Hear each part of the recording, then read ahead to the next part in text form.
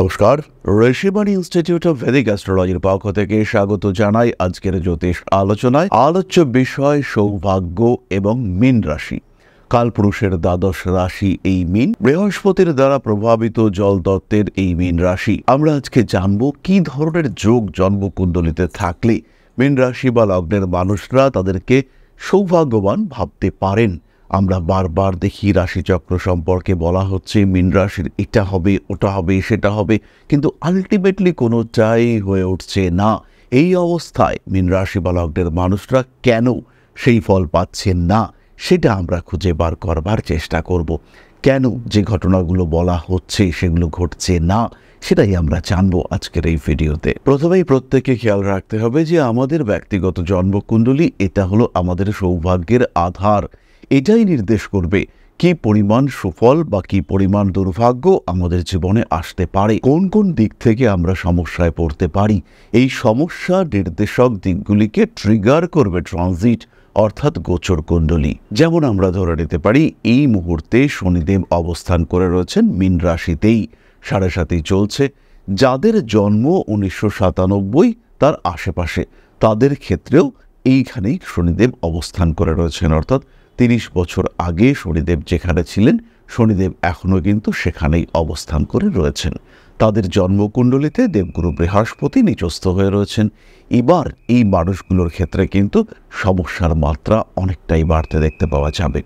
এদের মধ্যে বেশ কিছু লোক ভুগছিলেন সাইনাস, মাইগ্রেন এই ধরনের সমস্যায়। এই সমস্যা কিন্তু চরমভাবে বাড়তে দেখতে পাওয়া যাবে। এদের মধ্যেই বেশ কিছু মানুষ তারা পিতৃবিরোধে ভুগছিলেন, তাদের ক্ষেত্রে কিন্তু প্রবল সমস্যা বাড়তে দেখতে পাওয়া যাবে। আবার যাদের জন্ম ঠিক 4 বছর পরে, অর্থাৎ যাদের ক্ষেত্রে শনি অবস্থান করে রয়েছে বৃষ রাশিতে, তাদের ক্ষেত্রে এখন কিন্তু সময়টা বেশ ভালো। মীন লগ্ন বৃষতে শনি অবস্থান করে রয়েছে, তাদের কিন্তু উন্নতি, বিদেশ যাত্রার সম্ভাবনা ইত্যাদি বাড়তে দেখতে পাওয়া যাবে। অর্থাৎ আপনার জন্মকুণ্ডলিতে যে যোগগুলি রয়েছে তারাই কিন্তু ফল দেবে এবং সেই ফল প্রদান ক্ষমতাকে প্রভাবিত করবে ট্রানজিট বা গোচর। সুতরাং গোচর কিন্তু একক ফলদাতা নয়। আপনার জন্মকুণ্ডলিতে যদি সেই সৌভাগ্য যোগ থাকে তবেই কিন্তু আপনি ফলপ্রাপ্ত হতে পারবেন। তাহলে আজকে আমরা জানবো মীন রাশি বা লগ্নের মানুষদের জন্য সেই কয়েকটি বিশেষ সৌভাগ্য যোগ। প্রথমেই খেয়াল রাখুন মীন রাশি বা লগ্নের মানুষদের জন্মকুণ্ডলিতে যদি মঙ্গল বলবান হয়, সক্ষেত্রে হয়, তুঙ্গক্ষেত্রস্থ হয়, সেই ক্ষেত্রে মীন কিন্তু যথেষ্ট সৌভাগ্যশালী হয়ে থাকে। অর্থাৎ তার জন্মকুণ্ডলিতে মঙ্গল যদি মেষ, বৃশ্চিক কিংবা মকর রাশিতে অবস্থান করে, সেই ক্ষেত্রে মীন রাশি বা লগ্নের মানুষদেরকে আমরা সৌভাগ্যবান হিসেবে ট্রিট করতে পারবো। পরবর্তী যোগটি সৃষ্টি করবেন দেবগুরু বৃহস্পতি। জন্মকুণ্ডলিতে লগ্নপতি দেবগুরু বৃহস্পতি তিনি যদি তুঙ্গ হয়ে থাকেন, তিনি যদি কর্কট রাশিতে পঞ্চম ভাবে এক্সলটেন্ট হয়ে থাকেন, তাহলে কিন্তু অবশ্যই মীন রাশি বা লগ্নের মানুষরা সৌভাগ্যবান হবে। যদি এই বৃহস্পতির সঙ্গে কোনোভাবে শনি অথবা মঙ্গল সম্পর্ক করে থাকেন, তাহলে মীন রাশি বা লগ্নের মানুষরা প্রভূত সৌভাগ্যবান হবেন। মীন রাশি বা লগ্নের মানুষদের জন্মকুণ্ডলিতে যদি শুক্র দুস্থানগত হয়, তাহলে তাকেও কিন্তু আমরা সৌভাগ্যবান আখ্যা দিয়ে থাকব। কিন্তু খেয়াল রাখতে হবে এই শুক্র যদি শুভভাবে অবস্থান করে মীন রাশি বা লগ্নের জন্মকুণ্ডলিতে, সেই ক্ষেত্রে জাতক বা জাতিকা ভীষণ ট্যালেন্টেড হয়ে থাকবেন, ভীষণ ভীষণ ট্যালেন্টেড, কিন্তু সেই ট্যালেন্টের প্রকাশ করতে তিনি কিন্তু ব্যর্থ হবেন। দুর্ভাগ্য তাকে তাড়া করে বেড়াবে। জীবনে প্রচুর যোগ থাকা সত্ত্বেও, জীবনে প্রচুর সুযোগ থাকা সত্ত্বেও, ক্ষমতা, দক্ষতা সবই আছে, কিন্তু জাতক আলটিমেটলি নিজের জায়গা তৈরি করতে পারেননি। এরকম জন্মকুণ্ডলী আমরা বহু শিল্পীর ক্ষেত্রে দেখতে পাই, যাদের ক্ষেত্রে সম্পূর্ণ যোগ্যতা, দক্ষতা থাকা সত্ত্বেও তারা কিন্তু সেই জায়গা করতে পারেননি। এবং মীন রাশির মানুষদের ক্ষেত্রে শুক্র শুভ ক্ষেত্রে থাকলে যথেষ্ট প্রতিভা দিয়ে থাকে, কিন্তু সেই প্রতিভার বিকাশ, প্রকাশ সেটা কিন্তু মুশকিল হয়ে যায়। পরবর্তী যোগটি সৃষ্টি করবেন শনিদেব এবং বুধ। জন্মকুণ্ডলিতে যদি শনি বুধ সম্পর্ক করে থাকে এবং এই সম্পর্কে শনিদেব যদি উপচয় স্থানগত হয়ে থাকেন, মীন রাশি বা লগ্নের মানুষ তারা প্রচুর অর্থ উপার্জন করতে সক্ষম হয়ে থাকেন। টাকা পয়সা অর্জনের ক্ষেত্রে কোনো রকম বাধা সেটা কিন্তু তাদেরকে বিচলিত করতে পারে না। টাকা পয়সা, সম্মান, সমৃদ্ধি, আত্মীয় পরিজন, কুটুম্ব যাদেরকে আমরা সৌভাগ্য বলে থাকি, সেটা সম্পূর্ণ অর্জনে সক্ষম হয়ে থাকেন মীন রাশি বা লগ্নের মানুষরা। পরবর্তী যোগটি সৃষ্টি করবেন চন্দ্রদেব। মীন রাশি বা লগ্নের মানুষদের জন্মকুণ্ডলিতে যদি চন্দ্র বলবান হয়ে থাকেন, ইনফ্যাক্ট বৃশ্চিক রাশিতে নিচস্থ চন্দ্রও ভালো ফল দান করতে পারেন যদি তিনি শুভ নক্ষত্রে থাকেন। বৃশ্চিক রাশিতে নিচস্থ চন্দ্র, সেই চন্দ্র রয়েছেন অনুরাধা নক্ষত্রে। সেই অনুরাধা নক্ষত্রের অধিপতি তিনি মকরে অবস্থান করে রয়েছেন, তার সঙ্গে সম্পর্ক করেছে বুধ অথবা বৃহস্পতি। সেই ক্ষেত্রে অবশ্যই এই জাতককে আমরা ভাগ্যবান হিসেবে ট্রিট করব। জাতকের জীবনে সৌভাগ্য আসবেই। চন্দ্র যদি উচ্চক্ষেত্রস্থ হয়, চন্দ্র যদি স্বক্ষেত্রী হয়, চন্দ্র বৃহস্পতি যদি জীবযোগ, গজকেশরী যোগ ইত্যাদি সৃষ্টি করে, সেই ক্ষেত্রে অবশ্যই মীন রাশি বা লগ্নের মানুষরা তারা কিন্তু সৌভাগ্যবান হবেন। এই প্রসঙ্গে দু একটি দুর্ভাগ্যের কথাও আমরা আপনাদের সঙ্গে শেয়ার করব। প্রথমেই খেয়াল রাখতে হবে, মীন রাশি বা লগ্ন অত্যন্ত সেন্সিটিভ রাশি বা লগ্ন। এই রাশি বা লগ্ন যদি পাপ মধ্যগত হয়ে থাকে, অর্থাৎ দুপাশে দুটি পাপ গ্রহ অবস্থান করে রয়েছে, মাঝখানে যদি লগ্নবিন্দু থাকে, সেই ক্ষেত্রে কিন্তু মীন দুর্ভাগ্যবান হবেন।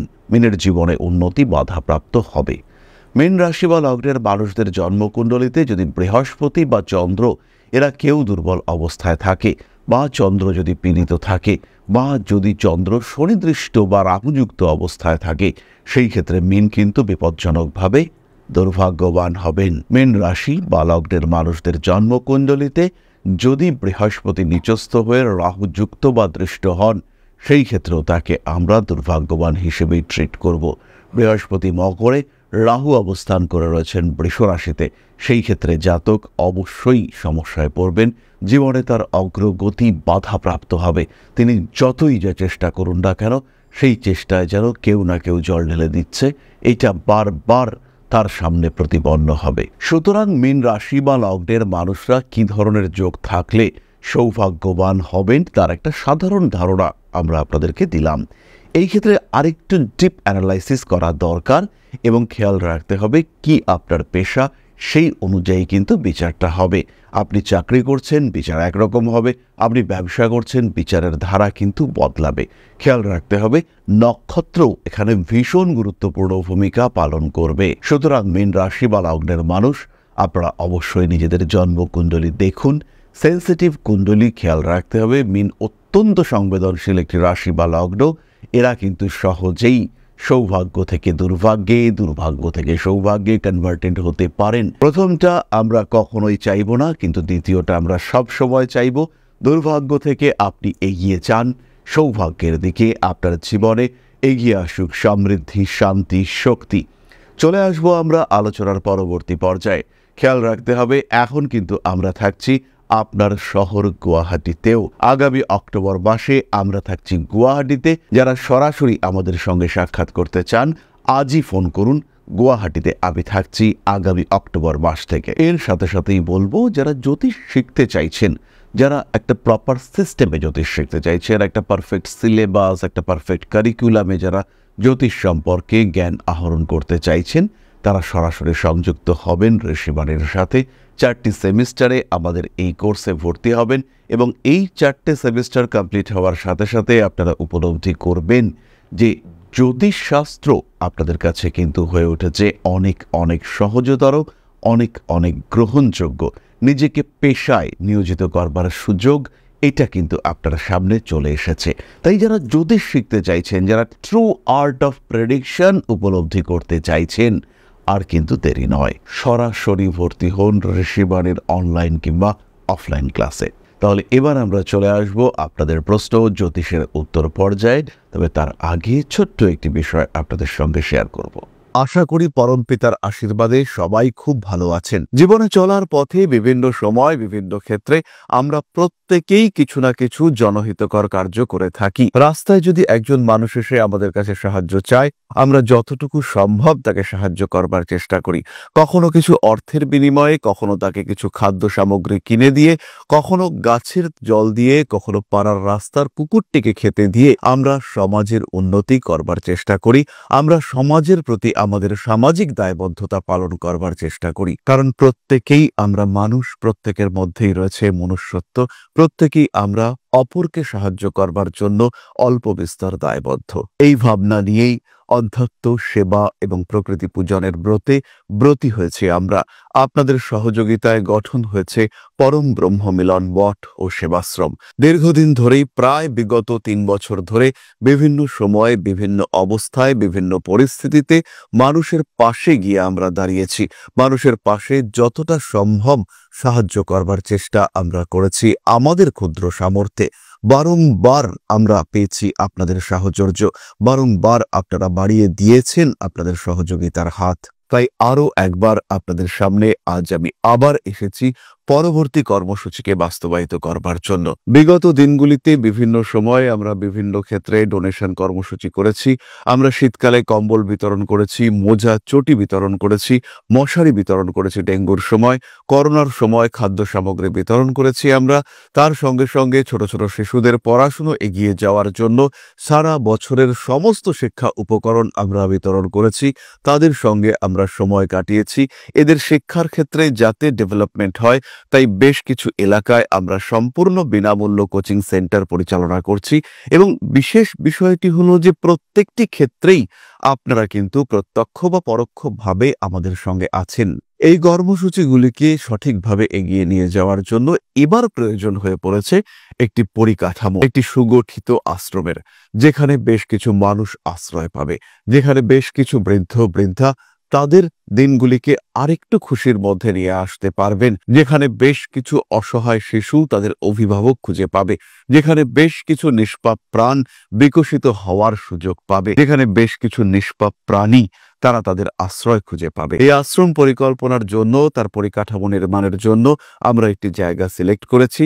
সেই জায়গাটি ক্রয় করবার জন্য প্রয়োজন বিপুল অর্থের, যেটি কেবলমাত্র আমাদের প্রচেষ্টায় সংগ্রহ করা অসম্ভব। তাই আপনাদের প্রত্যেকের কাছে ছোট্ট অনুরোধ, প্রত্যেকেই অল্প অল্প করে এগিয়ে আসুন। প্রত্যেকের বিন্দু বিন্দু অনুদানে একদিন সিন্ধু স্বরূপ গড়ে উঠবে পরম ব্রহ্ম মিলন মঠ ও সেবাশ্রম। আমাদের প্রত্যেকের স্বপ্ন সমাজের জন্য কিছু করে যাওয়ার, সমাজকে উন্নততর পর্যায়ে নিয়ে যাওয়ার। এই যে প্রচেষ্টা, এই যে ইচ্ছে, এই যে উদ্যম, এই উৎসাহ বাস্তবায়িত হবে আপনাদের সহযোগিতার মাধ্যমে। তাই আপনাদের প্রত্যেকের কাছে স্বনির্বন্ধ অনুরোধ, যতটুকু সম্ভব, যতটুকু সামর্থ্য, হতেই পারে অতি ক্ষুদ্র সেই সামর্থ্য, কিন্তু এসে পাশে দাঁড়ান।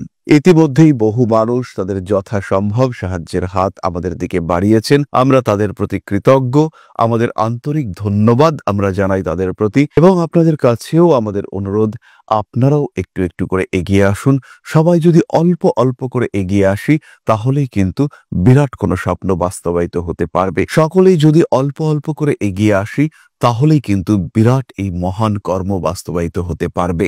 একদিন আমার আপনার প্রত্যেকের স্বপ্ন পরম ব্রহ্ম মিলন মঠ ও সেবাশ্রম আধ্যাত্ম, সেবা এবং প্রকৃতি পূজনের এই মহান দায়িত্ব নিয়ে এগিয়ে আসতে পারবে, একটি জায়গা তৈরি করতে সক্ষম হবে। সবাইকে জানাই অগ্রিম ধন্যবাদ এবং শুভেচ্ছা। সবাই খুব ভালো থাকবেন। এবার আমরা চলে আসি আপনাদের প্রশ্নে। প্রশ্ন করেছেন বিধানচন্দ্র রায়। আজকে আবার হতাশ হলাম স্যার, উত্তর পেলাম না কমেন্টের, তাই পুনরায় চেষ্টা। কমেন্ট করার জন্য ধন্যবাদ বিধানবাবু। জন্ম 7/12/1989, বৃহস্পতিবার, সন্ধ্যে 7টা। সরকারি চাকরি, নিজের ক্যারিয়ার এবং ভবিষ্যৎ নিয়ে একটু বলুন। আগেও আপনার ভিডিওতে কমেন্ট সেকশনে গিয়ে মেসেজ করেছি, কোনো উত্তর পাইনি। আগের মতোই অপেক্ষায় রইলাম। প্রশ্নের উত্তর দেওয়ার আগে বলবো বিধানচন্দ্রবাবু, আপনি নিপাট একজন ভদ্রলোক। আপনার যে ভাষা এবং আপনার যে ভাষার প্রয়োগ, সেটা সত্যিই মনোমুগ্ধকর। 7/12/1989, সন্ধ্যে 7টা। বিধানবাবু খেয়াল রাখবেন, আপনার ক্ষেত্রেও কিন্তু একটা lack of success, delay in success, এটা ভীষণভাবে কাজ করছে।